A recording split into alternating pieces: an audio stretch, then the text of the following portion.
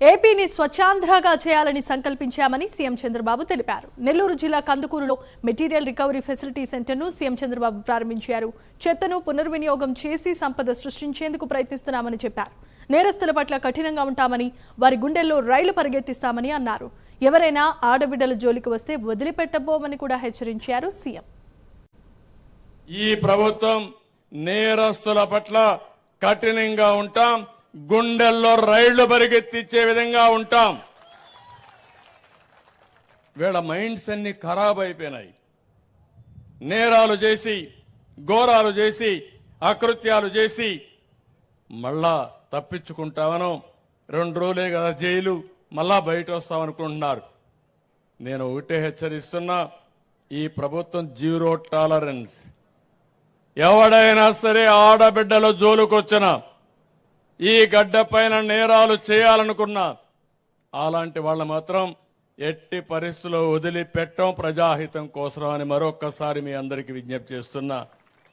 గంజాయి విపరీతంగా పెరిగింది, డ్రగ్స్ పెరిగాయి.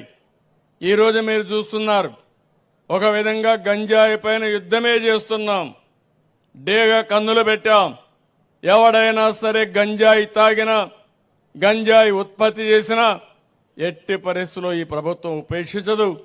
అదే మరి డ్రగ్స్ కూడా మనందరం కూడా ఆలోచించుకోవాల్సిన అవసరం ఉంది. మన పిల్లలు కూడా ఆలోచించుకోవాల్సిన అవసరం ఉంది.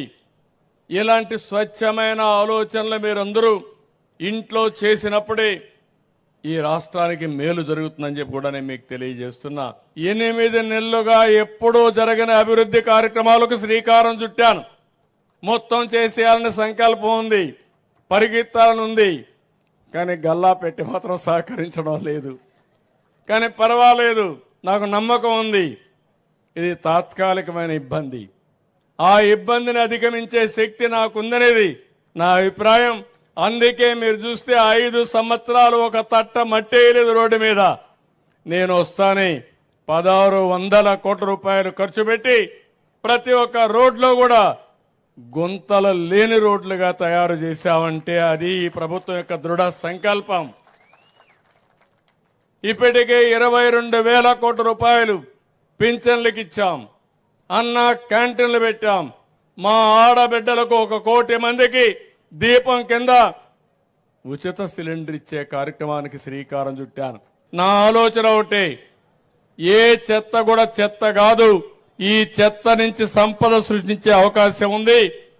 చెత్తని చెత్తగా కానీ ఇచ్చేస్తే దీనివల్ల అనర్థాలు వస్తాయి. దాన్ని కరెక్ట్గా కానీ డిస్పోజ్ చేస్తే ఒక పక్క సంపద, ఒక పక్క అవకాశంగా ఉంటుందనే ఉద్దేశంతోనే ఈరోజు ముందుకు పోతున్నామని చెప్పి కూడా నేను మీకు తెలియజేస్తున్నా. నేను ప్రపంచంలో ఉండే బెస్ట్ ప్రాక్టీస్ అన్ని తీసుకొస్తాం, అవన్నీ ఇక్కడ అమలు చేస్తాం. అదే మరి మంచి మంచి మెషినరీ ఉంటే తీసుకొస్తాం, మంచి మంచి ఆలోచనలు ఉంటే తీసుకొస్తాం. ఆ ఆలోచనలన్నీ తీసుకొచ్చి ఈ రాష్ట్రాన్ని అభివృద్ధి చేయడానికి ఏమేం చేయాలన్నవి చేస్తామని చెప్పి కూడా నేను మీకు తెలియజేస్తాను.